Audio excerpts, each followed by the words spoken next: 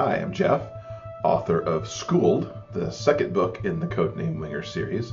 I'm excited to be here at Scattered Thoughts and Rogue Words to talk to you a little bit about the book.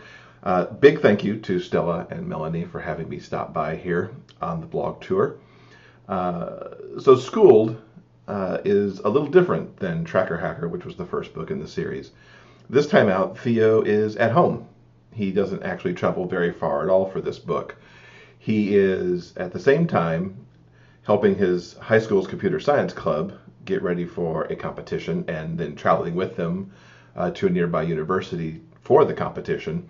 And at the same time, he's doing some work with tactical operational support, trying to help track down a file that's been stolen, which is an encrypted key that actually gives access to the nation's computer and electrical grid. Obviously, that needs to be recovered because you don't want that in the wrong people's hands at all. Things get a little complicated for Theo when this encrypted file actually turns up at the competition as one of the files that needs to be decrypted. Suddenly, he has to run on a very thin line and fine line between being high school student and computer science club team kind of coach and being secret agent Winger simultaneously. He knows more that's going on than he could possibly let on, and as the situation escalates over the file, he has to deal with the mission side of things while also trying to ensure that his teammates stay safe. It's a complex scenario for him, and it was a lot of fun to write. I hope everybody has a good time reading it. And kind of what I wanted to talk about in this installment of the blog tour is the importance of friends and family throughout this series. It was set up in Tracker Hacker that Theo has very supportive parents, both of whom also work with him inside tactical operational support. Sometimes they're working together on missions, sometimes they're not. He's got a boyfriend, Eddie, who he's been in love with for quite a while, about a year as the first book starts. So they've been together now even longer, because this book starts about 2 months after what went down in Tracker Hacker.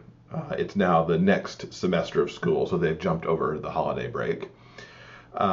He's got good friends in his teammate Mitch and his girlfriend Iris, and he's got a rich, full life besides, everything that he does for TOS, as well as, of course, with his hockey teammates. Those tight friends and family are really something that work its way into most of the books that I write. I try to give my characters supportive family where I can. There's occasionally where that's not always the case, but usually there's supportive family, at least one family member, and really tight friends. In particular, the Winger books, I've essentially constructed a world where it's all very okay for Theo to be gay. That never comes up as an issue. And as I talked about back with Tracker Hacker, it's one of the least important and impressive things in his life is that he happens to be a gay teenager. I love his mom and dad, that they play this interesting dual role against his two personalities, because they're very much aware of some of the stress and strain that can happen because he is this secret agent dealing in life and death situations and very tense situations. And they try to balance between being his colleague at times and also having to be his parents, because sometimes Theo needs a parent more than he needs a colleague. And watching those interplays between them, because there are times he actually wants to be treated like a teenager and not an agent, even as he occasionally has internal conflicts over which way he should be in a given time. And sometimes those teenager things, because he is still young, fight to bubble to the surface, even while he's struggling to be an adult in his work role. Obviously, his friends are also great. Mitch has had his back for years. They've been friends essentially since kindergarten and grade school, and come up together playing hockey and pee-wees, and now play together in high school. Those two, are the kind of friends who will forever have each other's back no matter what happens. Eddie, of course, is newer to the group, having only been on the scene for a little more than a year at the point where the books actually start up. But they've still formed, a tight relationship that at times is strained because Theo has to keep secrets, and Eddie knows he's keeping secrets. But they try to kind of get through it using Theo's cover as a computer consultant that he just can't always talk about the work because of security. And it makes sense, of course, that would be the case, but there's also, all of their other friends just have these regular common jobs, whether it's a lifeguard, as Eddie is during the summer, or, the retail store that Mitch works at, standard hours, standard working conditions, not necessarily the kind of crazy stuff that Theo occasionally has to do to keep up with all of his work for TOS. It definitely causes strain occasionally.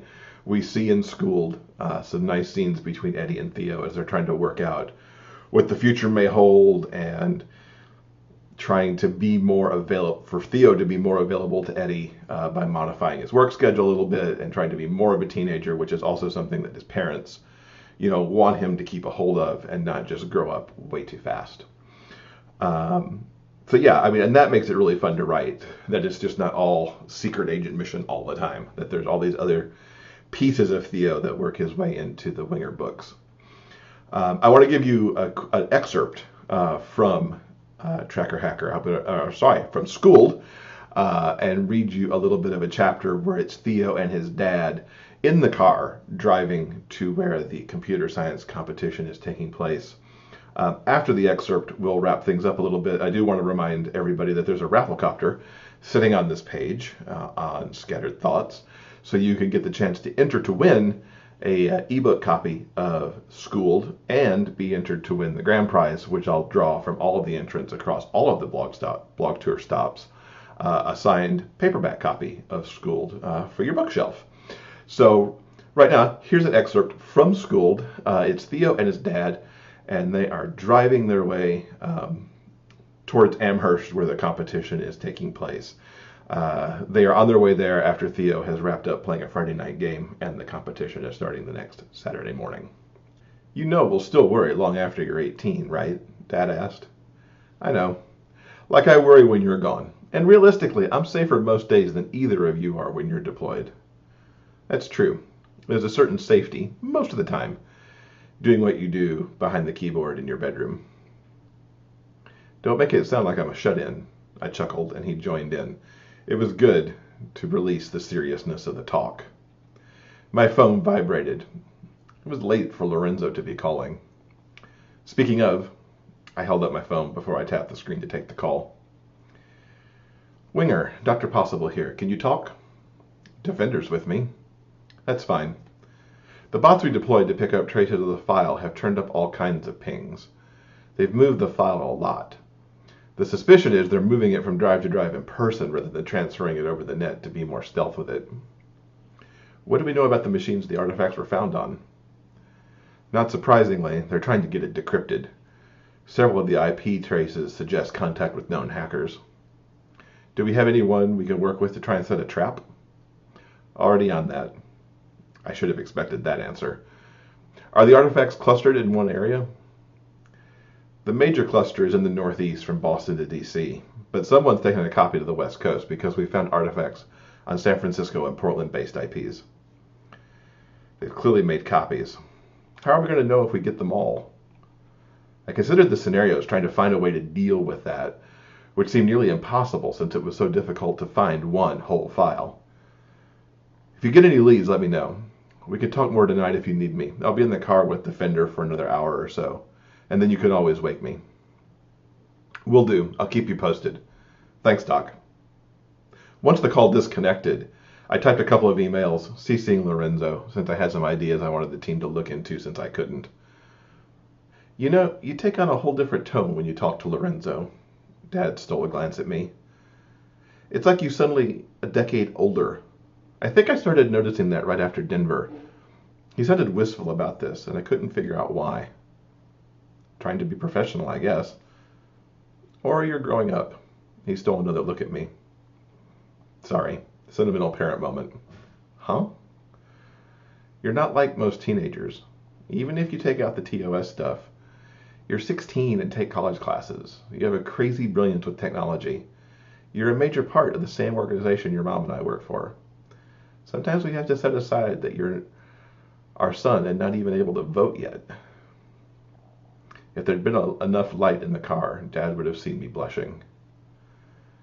But there are still moments, regular moments, when you're just my son growing up, and none of that other stuff plays into it.